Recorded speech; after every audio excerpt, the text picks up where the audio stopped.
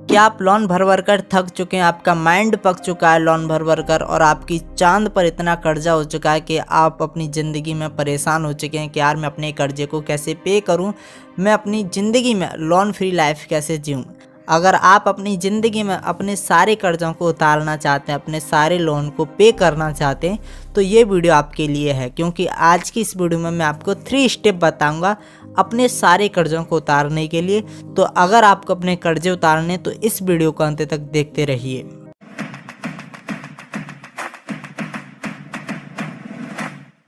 सबसे पहले मैं आपको बताता हूँ कि लोन 2 प्रकार के होते हैं। पहला होता है गुड लोन, दूसरा होता है बैड लोन।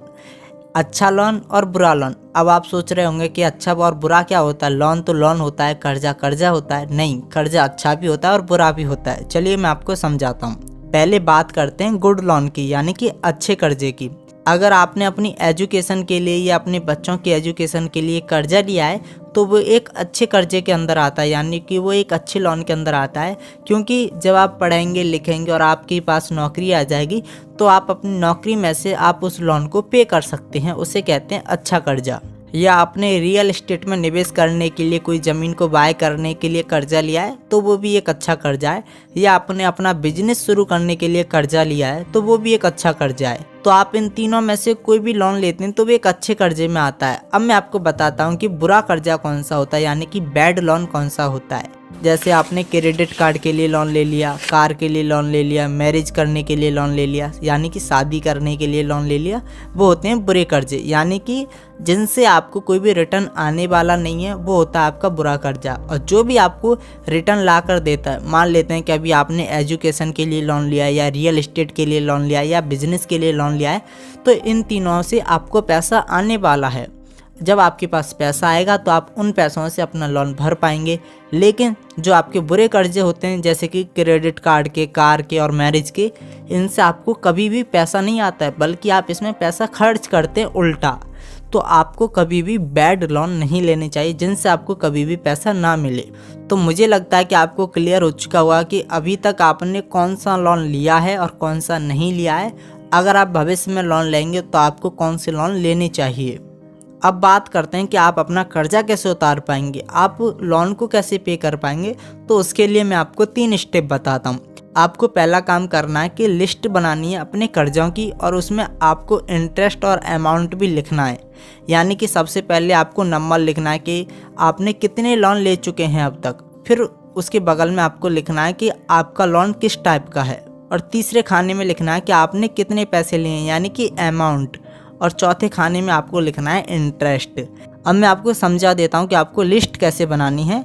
नंबर 1, आपने होम लोन लिया है 50 लाख का 8% की ब्याज पर। और दूसरा, आपने एजुकेशन लोन लिया है 7 लाख का 11% की ब्याज पर। तीसरा, आपने क्रेडिट कार्ड का लोन लिया है 4 लाख का 32% की ब्याज पर। और चौथा, आपने कार लोन लिया है 6 लाख का 9% की ब्याज पर। और आपने अनसिक्योर लोन लिया है 50,000 का 21% की ब्याज पर। और छठा, आपने पर्सनल लोन लिया है 1 लाख का 12% की ब्याज पर। तो कुछ इस तरीके से आपको अपने लोन को लिखना है कि आपने अभी तक कितने लोन ले लिए हैं और आपके पास कितने लोन बचे हैं पे करने के लिए। अब आपके मन में सवाल आ रहा होगा कि अरे मैं अपना कर्जा क्यों लिखूं, ऐसे तो मुझे परेशानी और होगी, मुझे ऐसा लगेगा कि ओहो मेरे पास इतना कर्जा है, अब मैं इन्हें कैसे पे करूंगा। आपको एक बात ध्यान रखनी है, जब तक आप अपने कर्जों को नहीं पता करेंगे, जब तक आपको पता नहीं होगा कि आपके पास कितना कर्जा है, तब तक आप अच्छे तरीके से अपने कर्जे को पे नहीं कर पाएंगे। और आपके माइंड में हमेशा टेंशन बनी रहेगी कि यार मेरे पास इतना कर्जा है और मैं इसे कैसे पे करूं। तो सबसे पहले आपको लिस्ट बनानी है। अब आपने अपने कर्जों की लिस्ट बना ली, इसके बाद आपको क्या करना है, अब आपको उसमें से देखना है कि आपने किस टाइप का लोन सबसे ज़्यादा इंटरेस्ट पर लिया है। जैसे कि आपने क्रेडिट कार्ड का 32% इंटरेस्ट पर 4 लाख का लोन लिया है, तो सबसे पहले आपको क्रेडिट कार्ड का लोन भरना चाहिए, क्योंकि 32% आपको सालाना देना पड़ेगा। तो जितना ज़्यादा आपके ऊपर इंटरेस्ट लगेगा उतना पैसा आपका मल्टीप्लाई होता रहेगा कर्जे में। तो सबसे पहले आपको अपने उस कर्जे को भरना है जिसमें आपका सबसे ज़्यादा हाई इंटरेस्ट हो, और फिर उसके बाद आप उससे कम इंटरेस्ट वाले कर्जों को भर सकते हैं, जिससे आपको आसानी होगी लोन भरने में। अब मैं आपको बताता हूँ कि आपको दूसरा काम क्या करना है। दूसरा काम आपको ये करना है कि आपको बजट बनाना होगा कि आप महीने में कितना खर्च करते हैं। आपको एक कागज़ लेना है और उस पर अपनी इनकम को लिखना है, दूसरी तरफ आपको अपने खर्चे को लिखना है, यानी कि एक्सपेंस को लिखना है कि आप अपने महीने में कितना खर्च कर चुके हैं।